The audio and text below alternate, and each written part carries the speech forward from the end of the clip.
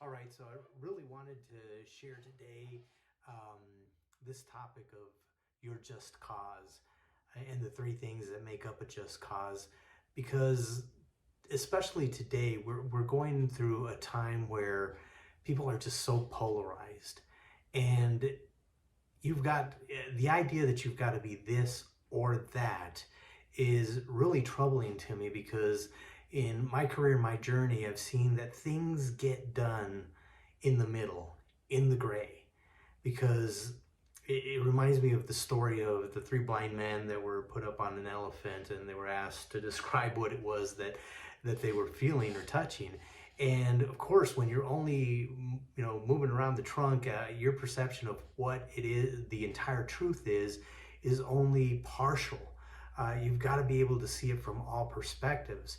So even today with politics and having to be either socialist or conservative, people see their beliefs through the lens of just that small piece of information that they're getting from whatever news media that they're listening to. So having an open mind uh, is critical to actually getting and forming your own opinion, not the opinion of what the media or your fellow followers are telling you to believe, but understanding that um, to move towards what we call this just cause. And I listen to a lot of Simon Sinek, and this is where it's coming from.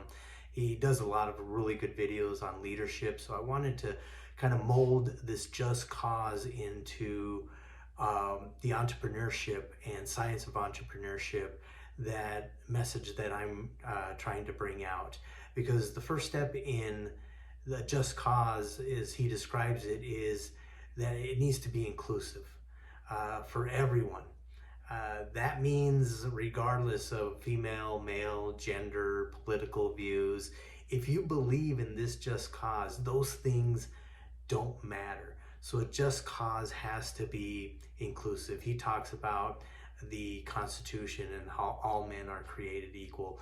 And we have to remember that as Americans, we are in a crossroads where the founding fathers had this vision of equality for all.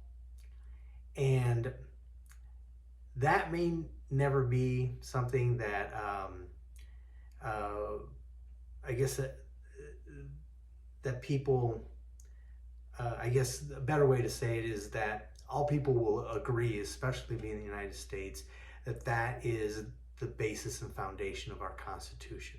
Now, it doesn't say just, and again, I understand that back when it was written, obviously slaves were not someone that got the benefit of that Constitution, but the idea is that step number two, or the idea number two behind a just cause, is that it is unachievable. It's unattainable. But even though we'll never get there, others that come after us will continue to carry that torch. We just have to make sure that by being inclusive, that it's for everyone and not for me. So it just can't, a just cause can't be just for me. It has to be for others. So if you believe in this cause, you are welcome. And it's to the benefit of the others. So as you're building your company, you have to think about not so much what I have to do to compete against my competitor, but if you create this just cause, it goes beyond just what this quarter, the 90 days of what you're going to be measured as. Doesn't matter. You're looking long term, not short term. The long term is that you'll continue to strive towards that regardless of whether you ever reach it or not. And that's just a phenomenal concept when you think about it, of what can be accomplished when implementing this just cause into your organization, into leadership as you're thinking about it. And again, on to being unachievable. It's idealism, okay, and the pursuit that we will never achieve what we're going after, but we'll die trying. We'll die trying because it's allowing us to imagine a future that doesn't exist, yet we take the daily actions that are required to continue moving towards that vision. Not a goal, because those are our milestones. We'll pass milestones as we're going towards and building these businesses. So a goal is more like a milestone, that whether it's financial, or that we reach this many people, or that we build this many outlets or franchises, whatever it may be, those milestones will come. But the understanding that of the idealism behind something that's unachievable gives us an opportunity to wake every morning, and it gives us gives our lives meaning of what we're going through and doing. And the third step is that a just cause must be resilient. So, like the Constitution, we continue to evolve through the things that we've gone through, women's suffrage and the Civil Rights Act. All those things continue to move us towards all men are created equal, and we may never get there.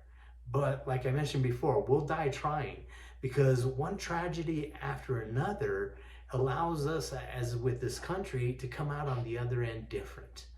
And that's what I'm hoping for with your company, and what you're trying to achieve is that, for example, this pandemic, it transformed a lot of people. A lot of companies had to pivot, and many that understood the pivot had to come from learning how to do business online. They came out the other end transformed, and transformed for the better, at least the ones that continued to succeed. And for some, it just blew their business up. I read the Forbes article where during the pandemic, I think they went back to 12 months of the pandemic at that time when the article came out. They talked about how a billionaire was created every 17 hours during that year of the pandemic. So things were blowing up all over the place because of this transformation, the resilience that people and companies had to say, okay, there's another obstacle here. Now we need to understand how to deal with it. And by the way, I've learned in my journey that there's two types of people that I run into. There's people that see what they want, and the others that only see the things that are keeping them from the things that they want. So that I thought that was just something that was meaningful, when understanding how to deal with people. They may not be a part of your tribe or your community, but we're trying to do in this just cause is build community for those people that are a part of our overall vision of our just cause. And those people are what we call our ride and die. I know it used to be ride or die, but I like to, again, getting away from the polarization of people thinking that they have to be this or that. When you're ride and die, that means we're going to be together throughout the entire journey of what we're doing. And what transformation and resilience brings to a just cause is that it doesn't belong to just one person. It belongs to all of us. That's why whether it's with our family, that we're trying to leave a legacy, feeling a part of something bigger than ourselves is what builds community, and it helps you feel belonged, loved, in a place that that you have trust, and that you feel safe. And those things are what's important when it comes to moving in the direction of building something that is worthwhile and will outlive you. So again, if this brings you value, don't forget to subscribe. I'll continue to publish more content and continue to follow this science of entrepreneurism, because it really is something that has fascinated me, especially in these times when so many people now are moving towards entrepreneurship. It used to be that you were taught to go to school, get a degree, and go get a job. But working for other people, if you just stop and think, The only people benefiting from you being an employee are the owners, the entrepreneurs that built that business. So we're in a country that allows all of us to benefit from entrepreneurship. So I hope this brings you value, and we'll talk to you on the next one.